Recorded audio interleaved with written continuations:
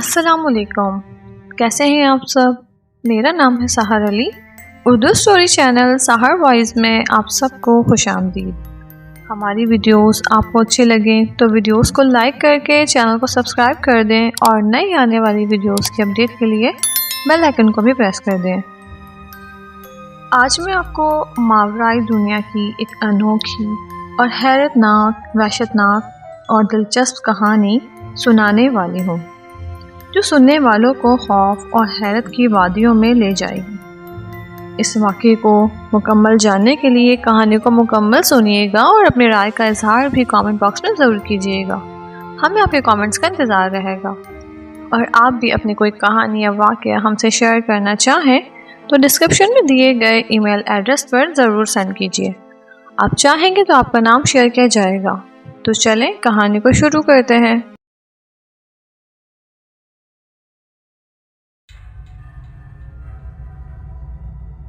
گاؤں کی مسجد کے امام مولانا قاسم علی شاہ صاحب انتہائی پرہیزگار انسان تھے۔ مسجد کے امام کے ساتھ ساتھ بچوں کو قرآن شریف بھی پڑھاتے تھے۔ گاؤں میں پڑھے لکھے افراد کی کمی تھی، اس لیے لوگ مولانا صاحب کی دینی اور علمی باتیں غور سے سنتے۔ گاؤں میں برگد کا ایک قدیم درخت واقع تھا۔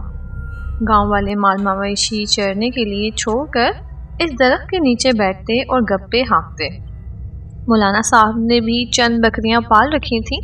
کبھی کبھی وہاں جاتے تو لوگوں کے بیچ بیٹھ کر انہیں اسلامی تعلیمات کے بارے میں بتاتے اور اولیاء کرام کے قصے سناتے۔ سبھی احترام سے ان کی باتیں سنتے تھے۔ مولانا صاحب اپنے گاؤں کے علاوہ بھی دوسرے گاؤں میں لوگوں کی نماز جنازہ پڑھانے کے لیے جاتے رہتے تھے۔ کوئی شناسا ہو یا انجان، کسی کو بھی منع نہیں کرتے تھے۔ مولانا کی غیر موجودگی میں ان کا بیٹا مسجد کا انتظام سنبھالتا۔ تو واقعہ یہ تھا کہ وہ رات، آج موسم بہت سرد تھا۔ صبح سے ہر طرف دھند کا راج تھا۔ سورج غروب ہونے کے بعد سردی کی شدت میں اضافہ ہو گیا۔ گاؤں میں لوگ جلدی سونے اور صبح جلدی اٹھنے کے عادی تھے۔ مولانا عشاء کی نماز پڑھا کر سونے کے لیے گھر چلے گئے تاکہ صبح وقت پر جا کر فجر کی نماز پڑھا سکیں۔ رات کے وقت سردی میں اضافہ ہو چکا تھا۔ چھوٹے بڑے سبھی گرم لحافوں میں دبکے ہوئے نیند کے مزے لے رہے تھے۔ رات کا آخری پہر شروع ہو چکا تھا جب مولانا صاحب کے دروازے پر دستک ہوئی۔ مولانا کچھ دیر قبل جاگ کر وضو کر رہے تھے۔ دستک کی آواز سن کر دروازہ کھولا تو سامنے 2-3 انجان افراد سفید لباس میں کھڑے تھے۔ ان کے قد بھی اچھے خاصے لمبے تھے۔ سامنے کھڑے شخص کی لمبی سفید داڑھی اس کے پیٹ تک پہنچی ہوئی تھی اور اس کی آنکھوں میں عجیب سی چمک تھی۔ پیچھے کھڑے 2 افراد کے چہرے ڈھکے ہوئے تھے۔ مولانا کو دیکھ کر سامنے کھڑے شخص نے سپاٹ لہجے میں پوچھا، جناب، کیا آپ ہی مولانا قاسم علی شاہ صاحب ہیں؟ اس کا انداز دیکھ کر ایسا لگ رہا تھا جیسے یہ پوچھنا محض رسمن ہے، ورنہ وہ مولانا صاحب کو اچھی طرح پہچانتا ہے۔ جی میں ہی قاسم علی شاہ ہوں، فرمائیے اتنی رات گئے کیسے حاضر ہوئے؟ مولانا، میرے بڑے بھائی صاحب کا انتقال ہو گیا ہے، آپ مہربانی فرما کر ہمارے ساتھ چلیں اور نماز جنازہ پڑھا دیں۔ ان کی خواہش تھی کہ اگر آپ کی زندگی میں ان کی موت واقع ہو جائے تو آپ نماز جنازہ پڑھائیں گے۔ انا للہ و انا الیہ راجعون۔ کیا میں انہیں جانتا ہوں؟ مولانا نے استفسار کیا۔ جی، آپ کی کبھی ان سے روبرو ملاقات نہیں ہوئی۔ وہ آخری وقت میں پرانے گھر پر آپ کی دینی گفتگو سنتے رہتے تھے۔ سامنے کھڑے شخص نے بغیر پلکے جھپکائے جواب دیا۔ کیا آپ جلدی تیار ہو سکتے ہیں؟ ہمیں جلدی ہے، آپ کو واپس چھوڑ کر ہمیں بہت دور جانا ہے۔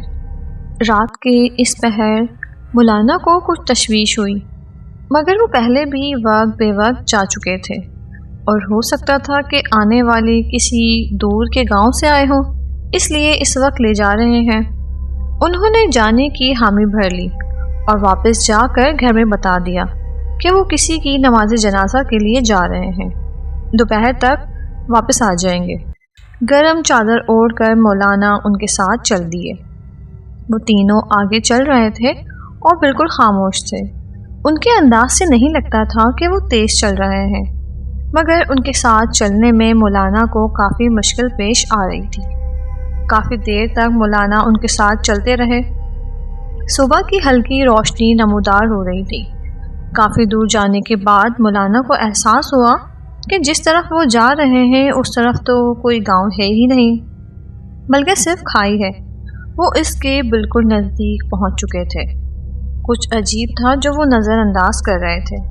شاید آپ کو اس علاقے کے راستوں کا درست علم نہیں، ہم غلط راستے پر جا رہے ہیں، مولانا نے ارد گرد نظر دوڑاتے ہوئے کہا۔ نہیں آدم زاد، ہم بالکل صحیح جا رہے ہیں اور تقریباً پہنچ چکے ہیں۔ مولانا کی اوپر کی سانس اوپر اور نیچے کی سانس نیچے رہ گئی۔ مولانا اچانک روانہ ہونے کی وجہ سے جن باتوں پر توجہ نہیں دے سکے وہ اب ان کے دماغ میں گردش کرنے لگیں۔ اگر مولانا کی زندگی میں فوت ہو گیا تو بہت دور جانا ہے، پرانے گھر پر بیٹھ کر باتیں سنتے، آدم زاد، یہ سب اشارے تو اتنے واضح تھے کہ ایک بچہ بھی اندازہ لگا سکتا تھا۔ تو یہ جنات ہیں۔ مولانا کھائی کے کنارے پر ٹھٹک کر رک گئے۔ آگے جانے والے شخص کو ان کے اچانک رکنے کا علم فوراً ہو گیا۔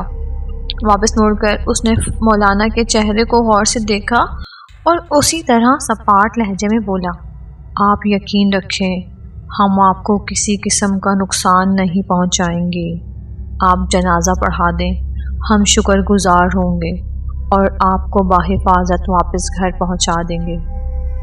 مولانا آخر انسان تھے، گھبرا گئے، مگر ہمت کر کے انہوں نے اسبات میں سر ہلایا۔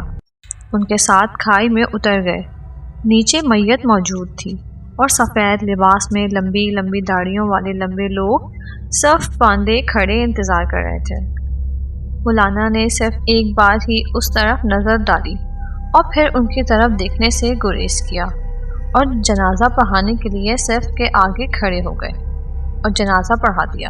جنازہ پڑھانے کے بعد جب ہمت کر کے مڑے تو وہاں صرف وہی شخصیت کھڑی تھی جو دو ساتھیوں کے ساتھ انہیں وہاں لائی تھی۔ انہوں نے میت کی طرف دیکھا تو وہ بھی غائب تھی، شاید وہ اسے لے گئے تھے۔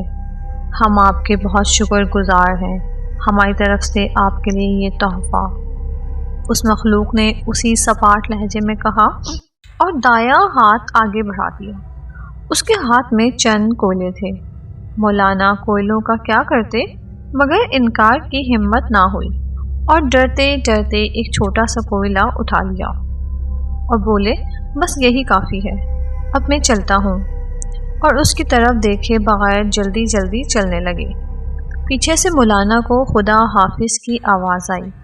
کھائی سے باہر نکلے تو شدید سردی کے باعث پسینہ پسینہ ہو رہے تھے اور ان کے کپڑے بھیگ چکے تھے۔ کچھ دور تک چلنے کے بعد گرے اور بے ہوش ہو گئے۔ آنکھ کھلی تو اپنے کمرے میں موجود تھے۔ گھر والوں نے بتایا کہ جب صبح دروازے پر دستک ہوئی اور انہوں نے دروازہ کھولا تو آپ باہر بے ہوش پڑے تھے، شاید آپ کو چکر آ گیا تھا۔ اس کے بعد 3 دن تک آپ شدید بخار میں تپتے رہے اور آج ہوش آیا ہے۔ مولانا نے انہیں اصل واقعہ سنایا تو وہ سب بھی حیران رہ گئے۔ کچھ دنوں کے بعد انہیں یاد آیا کہ اس جن نے ایک کوئلہ دیا تھا جو انہوں نے جیب میں رکھ لیا تھا۔ جب انہوں نے اسے ان کپڑوں سے نکال کر دیکھا تو وہ سونے کا ایک ٹکڑا تھا۔